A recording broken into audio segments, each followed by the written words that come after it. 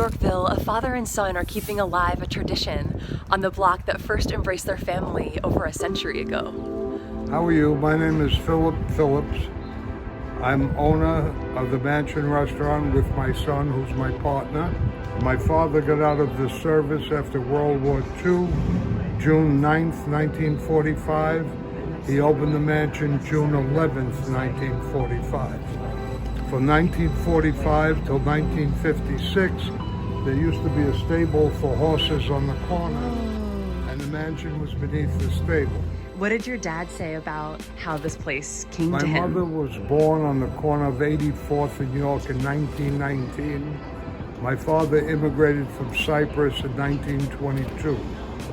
When he got to this country, he was a barber, and what happened was the Depression rolled around, and no one was getting haircuts, so he became a dishwasher. From there, he worked in the kitchen until he became a cook, then a chef, then an owner. My son is now officially the owner. He's also the head chef.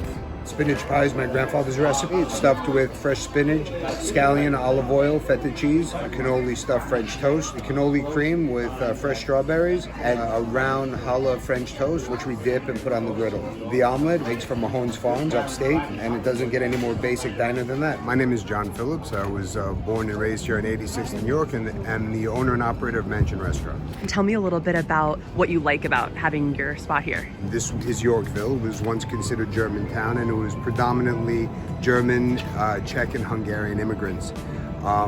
A lot of people who live here have lived here generationally. We're getting a lot of change, but at the same time, we still remain a neighborhood. Do you have regulars who are kind of ordering the same thing every day when they come in? Some of them come 3 or 4 times a day.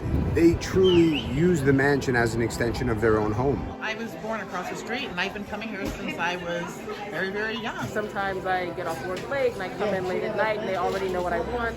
And so it just sort of makes you feel like you're part of the community. They treat us like we're family here. You know, they know our name. I was hearing from your son, John, that people find a source of comfort, and maybe if they're going through something challenging, they know that they can come to you guys. All the time. No one leaves here hungry, if they have money or not. During the mid to late 60s, at the counter here, every morning would be Archibald Cox. Second chair was the fellow from 60 Minutes, Don Hewitt. The fourth chair was a man who manufactured plumbing pipes, Mr. Miller. And the fifth chair occasionally would be Walter Cronkite. And as a kid, when I was working behind the counter, I'd wait on them. Whatever they were talking about was on the 6 o'clock news.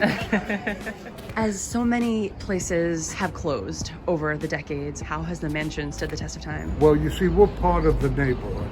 We're not an interloper in someone else's neighborhood. We live here still. Mm-hmm. My son lives upstairs. I live 100 feet away.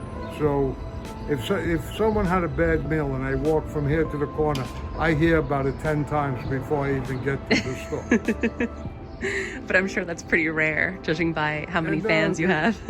You're only as good as your last hamburger. What do you hope for the future of the Mansion? I'll tell you the truth, as long as it stays the way it is, we're perfectly happy. Okay.